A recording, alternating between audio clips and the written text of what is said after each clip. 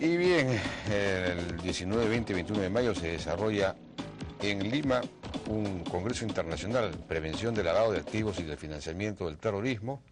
Uno de los ponentes va a ser Andrés Otero, director regional de Kroll, la famosa empresa Kroll, la firma Kroll que aquí conocemos, que se dedica, por ejemplo, entre otras cosas, a investigar cuentas bancarias de personas acusadas de corrupción, etcétera.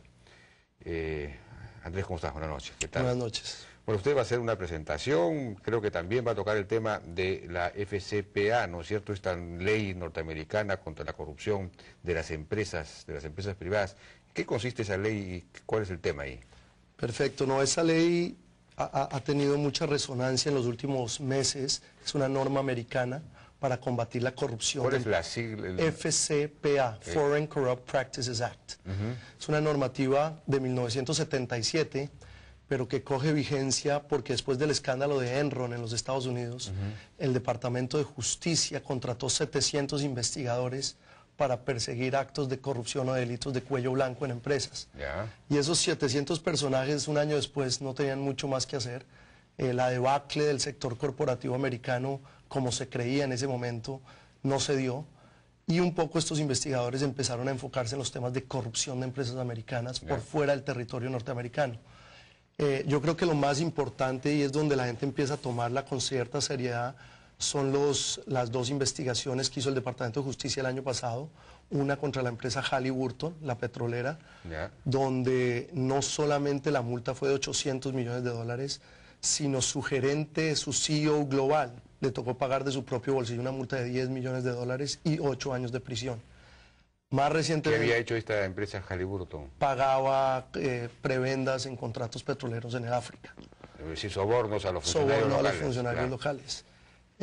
La otra empresa, y es el caso más sonado de público conocimiento, es el caso de la Siemens, la empresa alemana que termina negociando con el Departamento de Justicia y termina pagando multas por $1.6 billones. Y parte de lo que queríamos tocar hoy acá es, hace unos años la gente siempre enfocaba la corrupción en el funcionario público, en presidentes, expresidentes, el caso de los Marcos, etcétera, donde, como bien usted dice, antes de que yo llegara a Kroll, pues era muy conocida en ese aspecto. Hoy en día mucho del trabajo estamos enfocándolo a investigar dentro de las empresas esas conductas de corrupción y ayudar a las empresas, uno, a soportar sus defensas frente al Departamento de Justicia, o dos, a apoyar a las autoridades en caso de investigaciones de empresas que ejercen prácticas corruptas. Bueno, es cierto que en Estados Unidos se dio esta ley prohibiendo a las empresas que sobornen a funcionarios gubernamentales de otros países, pero en Europa, por ejemplo, ¿se ha dado esta clase de leyes también? Completamente. La OSD tiene una normativa igualmente rígida y aplicable. Es más, lo que la gente no conoce es que en el caso de la Siemens, las autoridades alemanas fueron las que mayor colaboración prestaron a las autoridades americanas en la investigación global. Adicional a eso, Gran Bretaña acaba de sacar una nueva normativa también bastante fuerte, y justamente vengo de Santiago de Chile, donde me contaban que tienen una nueva ley donde se traslada una responsabilidad penal a las empresas. En nuestros países la responsabilidad penal siempre ha sido subjetiva, en cabeza de las personas.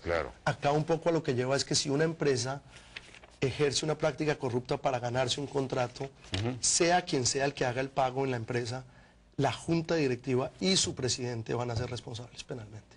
Yo creo que ese es un gran avance y es la forma... ¿Es una ley que se va a dar dónde? En Chile. En Chile. Sí. Entonces cada vez vemos que hay avances en esto. Yo creo que el mundo está yendo de una tolerancia, una permisividad a la corrupción, a, como usted muy bien lo decía, a empezar a tener un impacto en la confiabilidad de país, en la competitividad de país.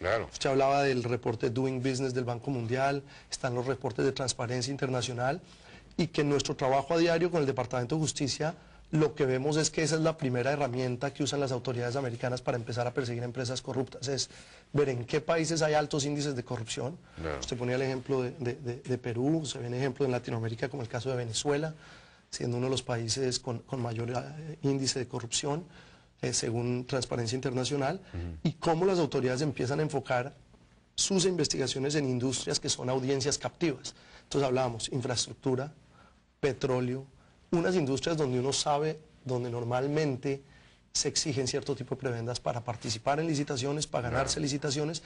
Entonces yo creo que lo que ha demostrado esta normativa es que no solamente enfoquémonos, como bien hablaban ustedes ahorita, de qué podemos corregir en nuestro sistema judicial y cómo podemos combatir la corrupción al interior del sector público, sino también miremos el sector privado. Y creo que las empresas que empiecen a avanzar, a limpiar su casa, a ver qué estaban haciendo y por qué lo estaban haciendo, y compartan esa información con las autoridades, les va a ir mejor que las que no lo hagan, crean que se pueden seguir saliendo con la suya y van a terminar en... Claro, en el caso del sistema judicial aquí hay un esfuerzo que está en marcha en el terreno de los estudios de abogados, ¿no?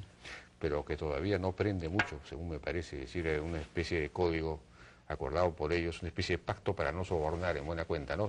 Normas, estándares éticos en el ejercicio de la profesión, pero que por supuesto no se firma todavía porque aquel que decide no coimear o no sobornar pierde los juicios. Entonces es terrible este asunto. Y en aquí tengo, no sé... En el tema de lavado, digamos que un poco lo que nosotros estamos viendo a nivel global es que esa separación entre conductas de corrupción, lavado, hoy en día el lavado no solamente es el lavado de dinero producto del narcotráfico, sino es el lavado de dinero producto de la corrupción misma, lavado de dinero producto de muchas conductas ilícitas. Ese lavado, y como bien usted lo dice, involucra a varios actores. No solamente involucra a un corrupto, funcionario del Estado, y a un corruptor, empresa privada o empresa que busque una prebenda, sino involucra oficinas de abogados que muchas veces se prestan para estas conductas, bancos, diferentes entidades, y yo creo que a donde se está moviendo el mundo es no tengamos normativas por tener normativas. Yo creo que hace unos años, y yo le digo, vengo de un país como Colombia, que lleva expuesto al tema del lavado de dinero por muchos años. Y donde el país se está dando cuenta es, no simplemente es cumplir con la norma, sino realmente tratemos de prevenir el riesgo. Sectores de gran crecimiento como puede ser la construcción. ¿Qué estamos haciendo en esos sectores para saber que realmente es un desarrollo producto de una demanda y oferta y no un desarrollo producto de capitales especulativos que entran a los países? Porque lo hemos visto en ciudades como Miami, lo hemos visto en ciudades como Panamá.